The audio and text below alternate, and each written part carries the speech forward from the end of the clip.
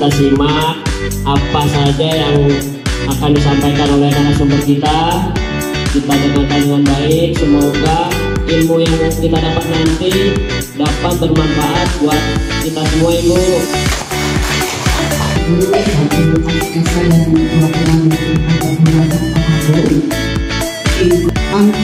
Di sini akan dibahas lebih rinci lagi oleh narasumber.